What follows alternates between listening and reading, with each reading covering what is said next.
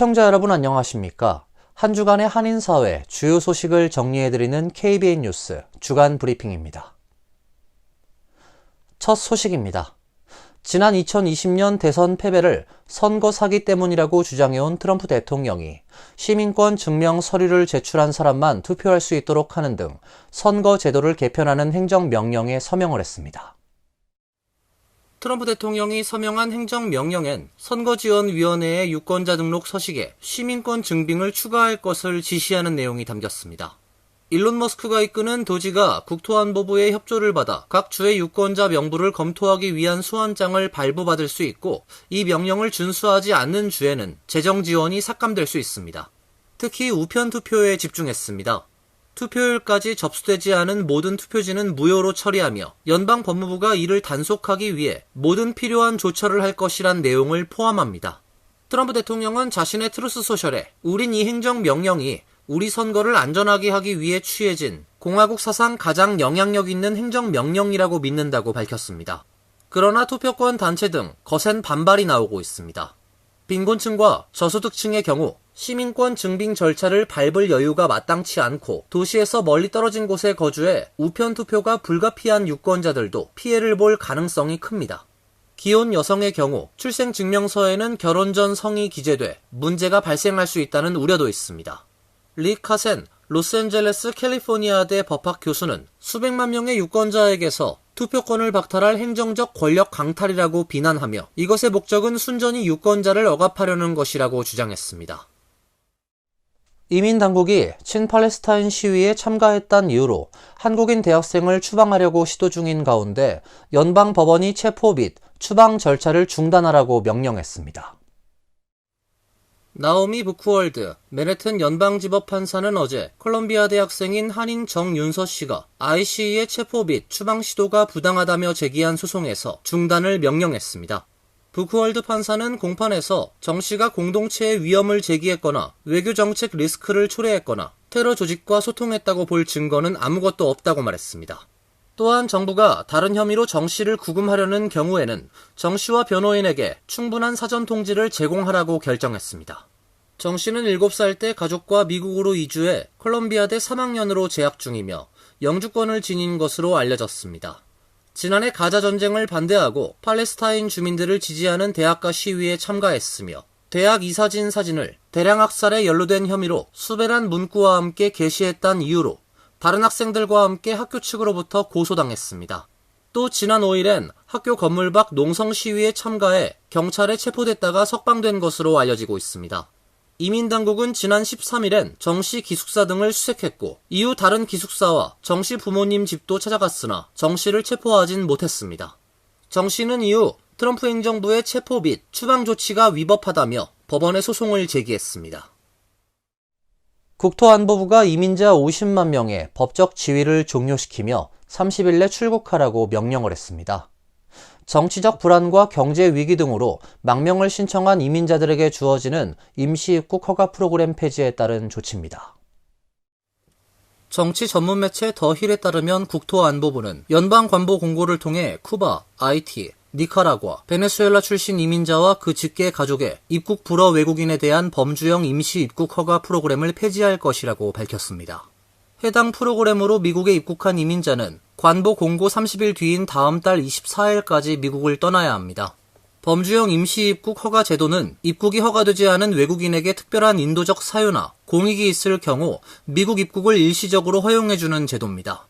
전임 바이든 행정부에서 쿠바, 아이티, 니카라과, 베네수엘라 국민들이 정치적 불안과 경제 위기 등으로 망명이나 임시 입국을 요청하는 경우가 다수 발생했다고 트럼프 행정부는 지적하고 있습니다.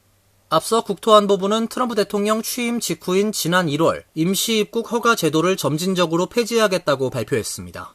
국토안보부는 당시 성명에서 바이든 행정부는 인도주의적 임시 입국 허가 제도를 남용해 이민자 150만 명이 무차별적으로 미국에 입국하도록 허용했다며 트럼프 행정부 출범 첫날부터 이 모든 게 중단된다고 예고했습니다.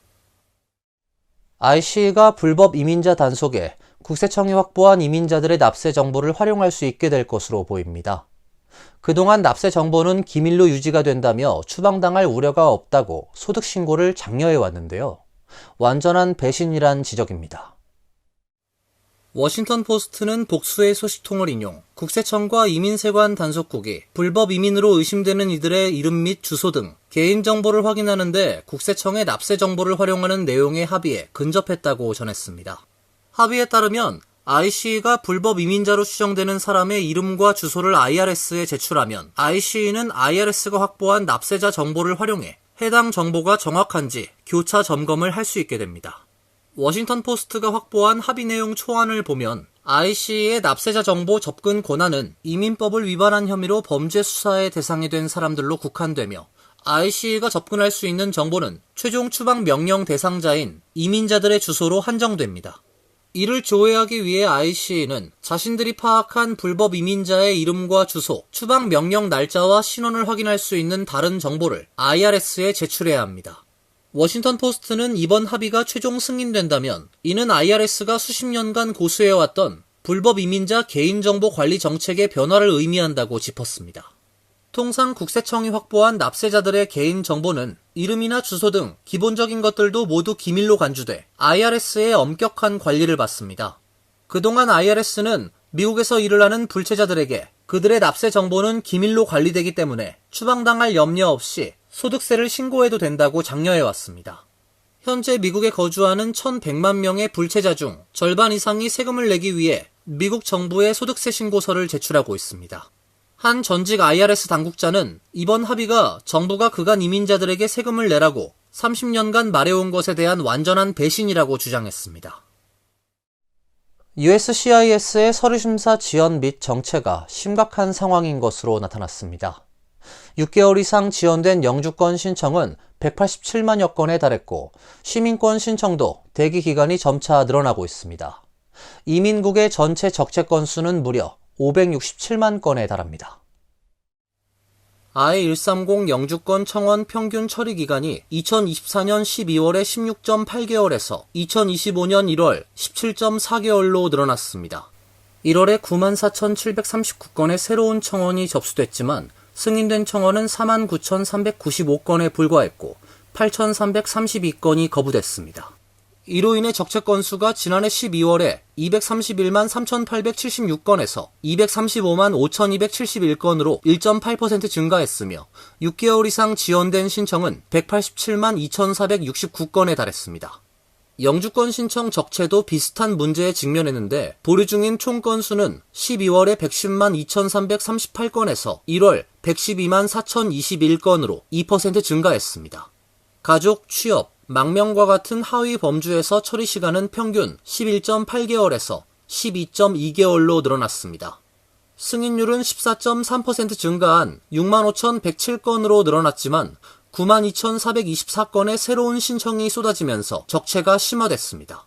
시민권 신청의 경우 평균 처리 기간이 6.4개월로 주요 양식 중 가장 빠른 편이지만 12월에 6.1개월에서 늘어났고 처리 대기 건수도 53만 5,601건에서 54만 820건으로 늘어났습니다. 1월 중 신규 신청이 16.4% 급증한 상황에서 승인 건수는 74,957건에 불과해 적체 현상을 상쇄하기에 충분하지 않았습니다. 6개월 이상 보류 중인 케이스는 6.8% 증가한 12만 7,193건으로 집계됐습니다. 이처럼 주요 신청 서류에 대한 심사 지연으로 USCIS의 적체 건수는 2024년 12월에 556만 건에서 2025년 1월에 567만 건으로 늘어났습니다. 승인이 보류된 고용 허가서만 해도 120만 건 이상인 것으로 나타났습니다. 도널드 트럼프 대통령이 모든 수입산 자동차에 25% 관세를 부과하라고 공식 지시했습니다. 백악관은 엔진 등 자동차 부품에도 관세가 적용된다고 밝혀 대미 의존도가 큰 한국의 자동차 수출은 직격탄을 맞게 됐습니다. 트럼프 대통령은 어제 백악관 집무실에서 해외에서 만들어진 자동차와 경트럭에 25% 관세를 부과한다는 포고문에 서명을 했습니다. 관세는 오는 4월 2일부터 발효되고 이튿날인 4월 3일부터 징수가 시작된다고 트럼프 대통령은 설명했습니다. 백악관에 따르면 수입산 자동차뿐만 아니라 엔진, 변속기, 파워트레인 부품, 전장 부품 등 주요 부품에도 25% 관세가 적용됩니다. 필요한 경우 관세가 적용되는 품목이 확대될 수 있다고도 백악관은 밝혔습니다. 피터 나바로 백악관 무역 제조 담당 선임 보좌관은 미국에서 판매되는 자동차들의 25% 미만이 미국 부품을 포함한다고 지적했습니다. 트럼프 대통령은 자동차 관세를 통해 그동안 해외국에 빼앗긴 부를 되찾아오고 미국 자동차 산업을 다시 부흥시킨다는 계획입니다. 백악관은 트럼프 대통령은 과도한 수입이 미국 국내 자동차 기반과 공급망을 위협하면서 국가안보에 필수적인 자동차 산업을 훼손하는 것을 막기 위해 조치를 취했다며 1962년 개정된 무역확장법 232조를 발동했다고 밝혔습니다. 미국은 이번 관세로 연간 1,000억 달러의 세입이 발생할 것으로 추산하고 있으며 트럼프 대통령은 관세 정책을 통해 2년 내에 6천억에서 1조 달러의 세입을 거둘 수 있다고 주장했습니다. 이번 조치는 한국의 자동차 수출을 크게 감소시킬 것으로 전망됩니다. 한국의 지난해 자동차 수출액은 708억 달러로 이 가운데 절반에 가까운 342억 달러가 대미 수출액입니다. 미국에서 생산되는 물량도 있으나 이 경우에도 상당수 부품은 수입하고 있기에 타격이 배가 될 것으로 보입니다. 실종된 한국인 일가족 3명이 대형 연쇄 추돌 사고에 연루됐을 가능성이 높게 나타난 가운데 이들이 탑승했던 것으로 추정되는 차량과 추가적인 유해 일부가 추돌 사고 현장에서 발견됐습니다. 당국은 손상이 심각해 식별과 신원 확인까지는 상당한 시간이 소요될 것이라고 밝혔습니다. 애리조나주 공공안전국과 코코니노 카운티 셰리프국은 성명을 통해 애리조나주 윌리엄스 인근 40번 프리웨이에서 발생한 22중 추돌 사고 현장에서 수거한 잔해 속에서 실종 한인들이 탑승했던 렌트카와 같은 차종인 BMW SUV와 추가적인 유해 일부를 발견했다고 전했습니다. 그랜드 캐년 여행길에 나섰다 지난 13일 실종된 한국인 일가족 3명은 캘리포니아주 번호판이 부착된 흰색 BMW X5 차량을 몰고 있던 것으로 알려졌습니다. 애리조나주 공공안전국의 에릭 앤드류스 공보관은 심각한 화재 피해로 인해 번호판과 차량 식별번호조차 확인할 수 없어 이 차량이 실종자들이 탔던 것이라고 아직 단정할 수는 없는 상황이라고 밝혔습니다. 이어 추가적으로 발견된 소량의 유해도 같은 사람의 것인지 서로 다른 사람의 것인지 확인되지 않은 상태라며 현재 야바파이 카운티 검시소에서 정밀 분석을 진행 중이며 이를 통해 유해의 신원을 확인하고 있다고 전했습니다. FDA가 노로바이러스 오염 가능성이 있는 한국의 경상남도에서 생산된 굴 제품에 대해 추가로 판매 중지 및 회수 조치한다고 밝혔습니다. FDA는 어제 지난해 1월 31일, 2월 2일 수확한 굴에 대해서도 판매를 중지하고 회수하기로 결정했다며 이는 굴을 유통한 캘리포니아주 로스앤젤레스 소재 S유통업체의 자발적 리콜에 따른 것이라고 설명했습니다. 앞서 S사는 지난 7일 FDA에 냉동굴 섭취 후 노로바이러스 의심 증상이 나타났다고 신고했습니다. 해당 굴은 한국의 D물산이 제조하고 S유통업체에서 공급하는 제품입니다. 대상 제품은 660건으로 백색 골판지 박스에 냉동 반 껍데기 굴, 한국산 144개의 포장이라고 적혀 있습니다. 해당 제품은 경남에서 채취 및 제조했으며 수확 시기는 지난해 1월 30일과 2월 4일입니다. 캘리포니아주 보건부는 해당 굴을 먹고 설사, 복부 경련, 메스꺼움 등 위장염 감염 증상이 나타났다며 노로바이러스 감염이 의심스럽다고 밝혔습니다. FDA는 식당과 소매업체는 오염 가능성이 있는 굴을 제공하거나 판매해서는 안 되며 대상 제품을 쓰레기통에 버리거나 유통업체에 연락해 폐기를 준비해야 한다며 해당 제품을 구매한 소비자는 구매처에 제품을 반품하면 전액 환불받을 수 있다고 당부했습니다. 이상으로 KBN 뉴스 주간 브리핑을 마칩니다. KBN과 함께 즐거운 주말 되시길 바랍니다.